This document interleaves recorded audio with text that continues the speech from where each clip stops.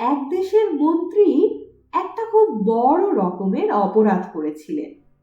মন্ত্রী সে দেশের রাজার কাছে অনেক ক্ষমা চাইলেন, বললেন অমন ভুল আর কোনোদিন করবেন না।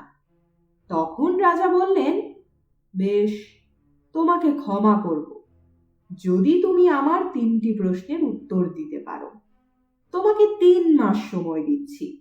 প্রথম প্রশ্ন, কত দিনে আমার মৃত্যু হবে? দ্বিতীয় প্রশ্ন, ঠিক কত সময়ে আমি সারা পৃথিবী ঘুরে আসতে পারবো?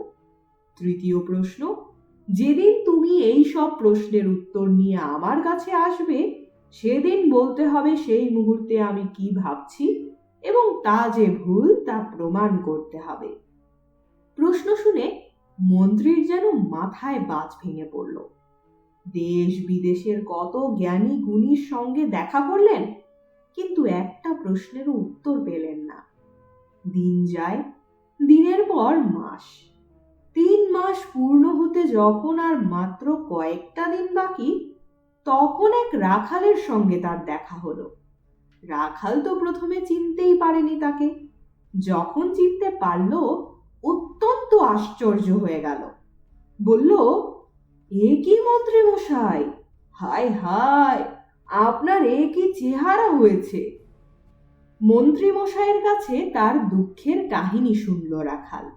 বলল, ও, এই ব্যাপার! কিছু ভাববেন না মন্ত্রী মশাই, আমি আপনার সঙ্গে দেখা করব। আমার কথা মতো কাজ করবেন, দেখবেন সব ঠিক হয়ে যাবে।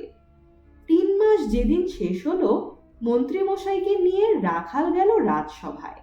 মন্ত্রী মশাই সেজেছেন রাখাল, আর রাখাল সেজেছে মন্ত্রী মশাই। মন্ত্রীকে দেখে রাজা হেসেই ফেললেন। বললেন, বাহ মন্ত্রী, খাসা চেহারা বানিয়েছ তো। আমার প্রশ্নের উত্তর প্রস্তুত? হ্যাঁ মহারাজ, প্রস্তুত। আপনার প্রথম প্রশ্ন, আপনি ঠিক কতদিন বাঁচবেন?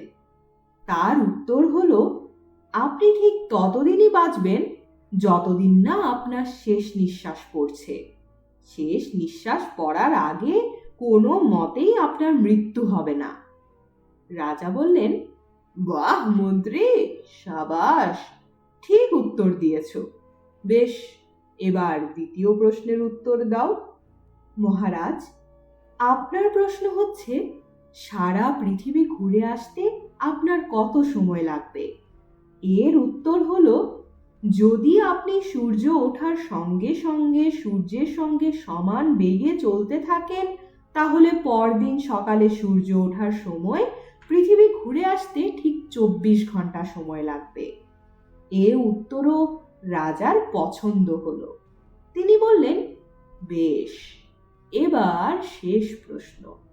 বলো, এই মুহূর্তে আমি কি ভাবছি, আর যা ভাবছি তা যে মিথ্যা তা প্রমাণ করো।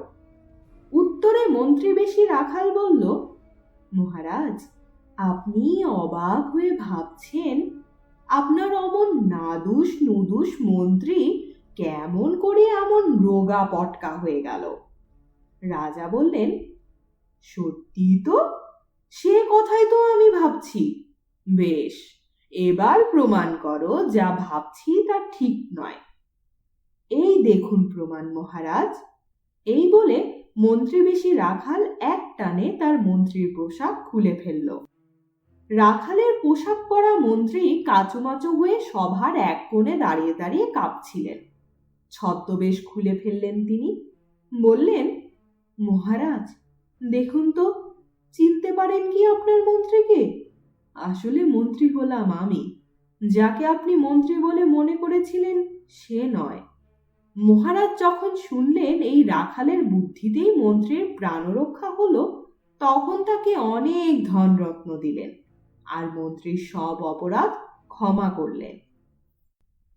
শুনছিলেন ভিনদেশী রূপকথা রাখালের বুদ্ধি। পাঠে ছিলাম আমি তাফান্নুম তানজিম শিফা। রূপকথাটি শেষ পর্যন্ত শোনার জন্য আপনাদের প্রতি রইল অসংখ্য ধন্যবাদ। এবার কমেন্টে জানিয়ে দিন গল্পটি ও আমার পাঠ আপনাদের কেমন লাগলো। আর কোনো গল্প, কবিতা, উপন্যাস কিংবা নাটক আমার কণ্ঠে শুনতে চান, নামটাও লিখে ফেলুন। আজকের আয়োজনটি যদি ভালো লেগে থাকে, বন্ধুদের সঙ্গে শেয়ার করতে ভুলবেন না, কারণ যত বাড়বে ভিউ, লাইক আর সাবস্ক্রাইব, ততটাই বাড়বে আমার পরের গল্প বলার অনুপ্রেরণা। তাহলে আজকের আয়োজন এখানেই শেষ। সবাই সুস্থ থাকুন, শুনতে থাকুন গল্পযোগ।